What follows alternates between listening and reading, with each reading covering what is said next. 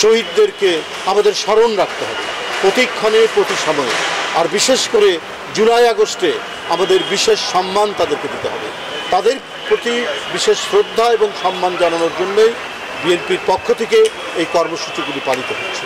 আমরা এমন একটি ভবিষ্যৎ নির্মাণ করতে চাই, এমন একটি স্বপ্নের ভবিষ্যৎ যেটা মানুষ স্বপ্ন দেখে, যেটা মানুষ কল্পনা করে, যে আমরা সেই সমস্ত দুর্বিষহ অন্ধকার যুগে ফিরে যেতে চাই না, যে প্রতিটি বাবা মা তার সন্তানের গুমের জন্য, তার বিচার বহির্ভূত হত্যার জন্য আতঙ্কিত বোধ না করেন।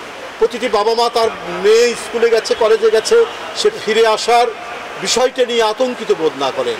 আমরা সেই নিরাপত্তাময়, আমরা সেই প্রত্যেকের যাতে সুস্থির নিরাপদ জীবন নিশ্চিত হতে পারে, সেই কারণেই আমাদেরকে কাজ করতে হবে। তাই এই শহীদদেরকে আমাদের সব সময় মনে রাখতে হবে এবং তাদেরকে মনে রেখেই আমাদের সামনের কাজগুলো করতে হবে। আমরা এখন আরেকটি সংকটের মধ্যে পড়েছি। আমাদের অর্থনৈতিক সংকট আছে, সামাজিক সংকট আছে, নানা ধরনের মব কালচারের কথা শোনা যাচ্ছে। এগুলোর থেকে গোটা জাতিকে আমাদেরকে মুক্ত করতে হবে।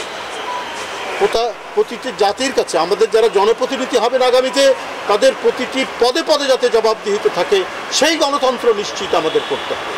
এখানে একজন ব্যক্তি ক্ষমতাশালী হলেন, কেউ এমপি হয়ে গেলেন, কেউ জনপ্রতিনিধি হয়ে সে এলাকার গডফাদার হয়ে গেলেন।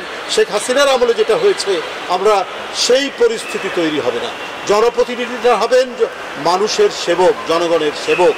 আমরা সেই দিন, সেই পরিবেশ, সেই দিকেই হচ্ছে আমাদের অভিযাত্রা। বন্ধুরা, গত বছরেও আমাদের প্রবৃদ্ধি ছিল 4.2, এবারে নেমে এসেছে 3.9। কিন্তু এইভাবে অর্থনৈতিক পরিস্থিতি যদি খারাপ হতে থাকে, বিনিয়োগ যদি না হয়, তাহলে এটা তো হবে অত্যন্ত দুঃখজনক। সুতরাং অন্তর্বর্তীকালীন সরকার যিনি আছেন, তাকে অর্থনৈতিক বিষয়টা দেখতে হবে। আমরা বলেছি আমরা সরকারের যে ত্রুটি বিচ্যুতি আছে সেটা সমালোচনা করব, কিন্তু যে কয়দিন তারা আছেন তারা যাতে এদেশের মানুষের কল্যাণে, এদেশের মানুষের সামগ্রিক উন্নতি এবং তাদের উন্নত ভবিষ্যৎ নিশ্চিত করার জন্য তারা কাজ করে যাবেন। এই জন্য প্রয়োজনীয় সংস্কার শেষে নির্বাচন দিতে হবে এবং সেই নির্বাচনটি অবশ্যই যৌক্তিক সময়ের মধ্যেই সেটা দিতে হবে, যে কথাগুলি আমরা এর আগে বলেছি। এবং ইতিমধ্যে প্রধান উপদেষ্টা ডক্টর মোহাম্মদ ইউনূস এবং বিএনপির ভারপ্রাপ্ত চেয়ারম্যানের সাথে বৈঠক হয়েছে। এই বৈঠকের পরবর্তীতে গোটা দেশের মধ্যে মানুষের আবারও আশাবাদ জেগে উঠেছে যে না, আমরা একটি ভালো ভবিষ্যৎ নির্মাণ করার জন্য যাচ্ছি। যাই হোক বন্ধুরা, আমি আর কথা বাড়াতে চাই না।